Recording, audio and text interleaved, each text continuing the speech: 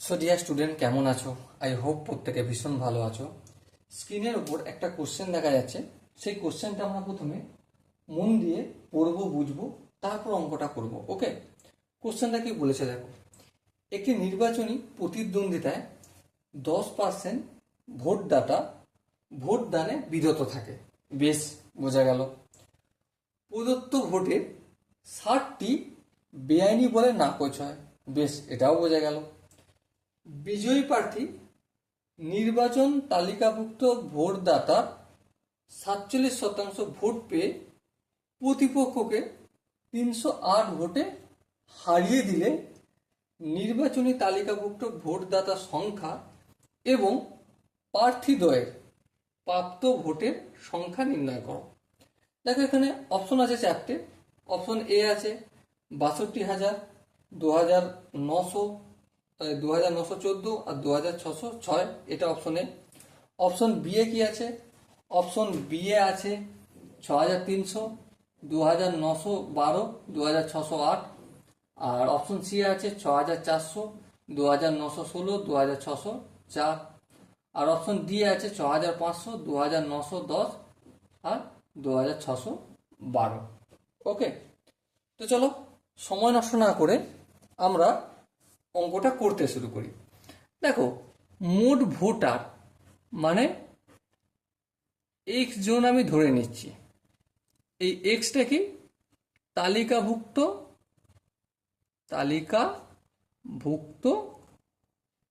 ভোটদাতা, এটা আমি ধরলাম।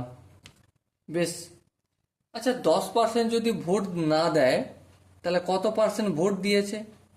অবভিয়াসলি 90%। তাহলে এক্স এর 90% মানে কি?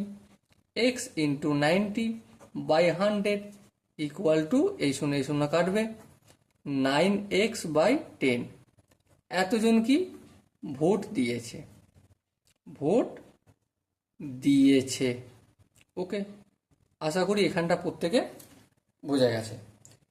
এবার দেখো, ভোট তো দিল এতজন, কিন্তু এর মধ্যে আবার 60টা ভোট বেআইনি বলে ঘোষণা হয়ে গেল, নাকচ করে দিল। তাহলে ভ্যালিড ভোট কটা? ভ্যালিড ভোট সমান কি? ভ্যালিড ভোট সমান এই যে 9x/10 এতগুলো ভোট পড়েছে ব্যালট বক্সে, তার থেকে 60টা বিয়োগ করে দেবো, সেটা আমি কি পাবো? ভ্যালিড ভোট পাবো।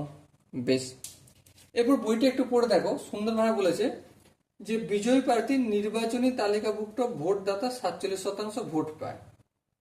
মানে এই যে তালিকাভুক্ত কত, এক্স হচ্ছে তালিকাভুক্ত ভোটদাতা ধরেছিলাম, বিজয়ী প্রার্থী কত পায়? এই তালিকাভুক্ত ভোটদাতা 47%। তাহলে বিজয়ী প্রার্থীর ভোট কত? তাহলে এক্স ইন্টু 47/100, তাই না? যদি এটা এইভাবে না বলি, ডাইরেক্ট বলছি বলে তোমাদের বুঝতে অসুবিধা হচ্ছে, তাহলে বিজয়ী প্রার্থীর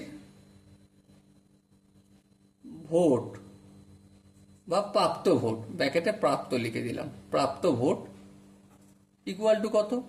এই এক্স এর 47%।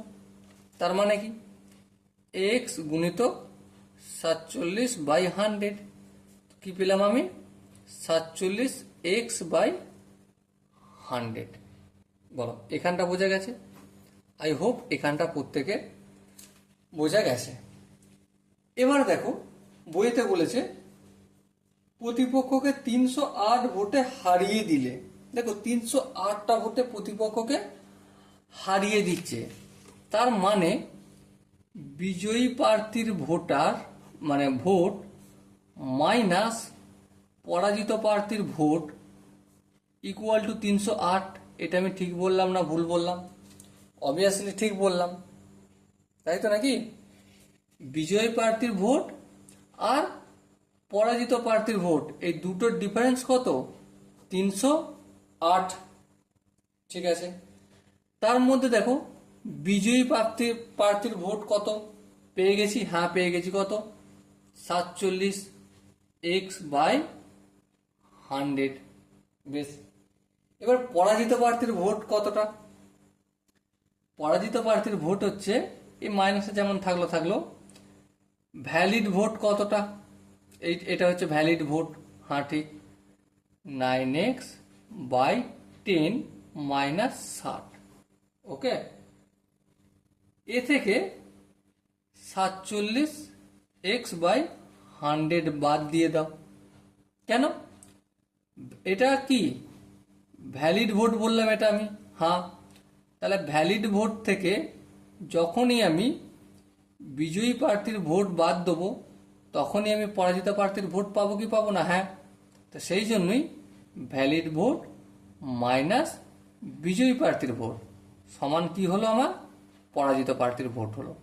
ওকে, তাহলে এখানে আমি বিজয়ী প্রার্থীর ভোট মাইনাস পরাজিত প্রার্থীর ভোট ইকুয়াল টু 308 লিখলাম। বলো এই জায়গাটা কি কারো বুঝতে অসুবিধা রয়েছে? আই হোপ কারো বুঝতে অসুবিধা নেই। এরপর তো আমার আই হোপ কোনো কাজই খুব একটা বিশেষ বাকি আছে বলে তো মনে হচ্ছে না। চলো ফটাফট করে করি। যেমন 47x/100 এটা লিখলাম। তারপর দেখো এটা মাইনাস আছে, মাইনাস দিয়ে গুণ করবো মানে 9x/10 হলো, এখানটা মাইনাস হবে কারণ মাইনাস প্লাসে মাইনাস। এবার দেখো মাইনাসে মাইনাসে প্লাস হবে, প্লাস 60, আবার মাইনাসে মাইনাসে plus 47x/100 equal to 308। No problem. এবার দেখো এই যে 60 আছে না, এটাকে আমি এখন মনে করব নেই। দেখো 10, 110 আর এই 100 লসাগু কত হবে? 100 হবে।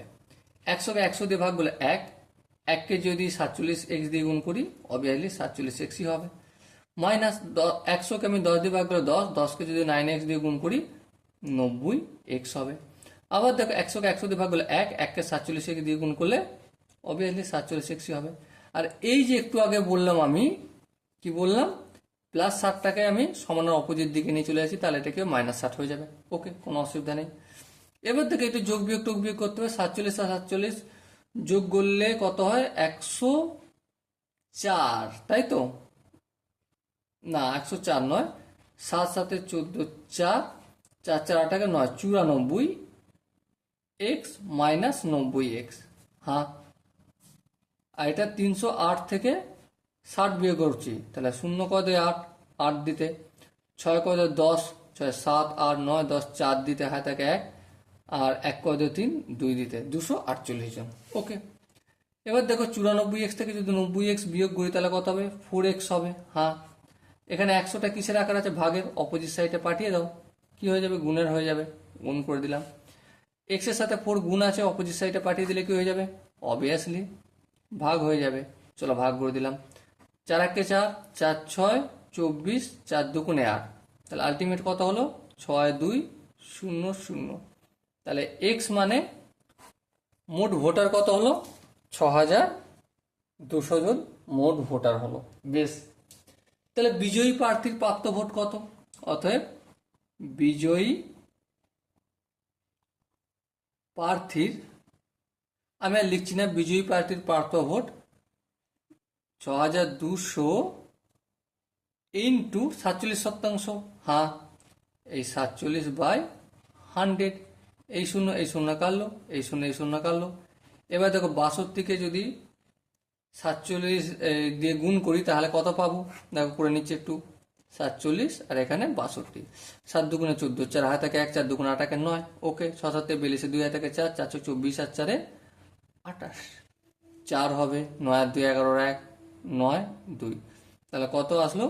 2914। বেশ, এবার পরাজিত প্রার্থী মানে যে হেরে গেছে, পরাজিত প্রার্থীর ভোট কত?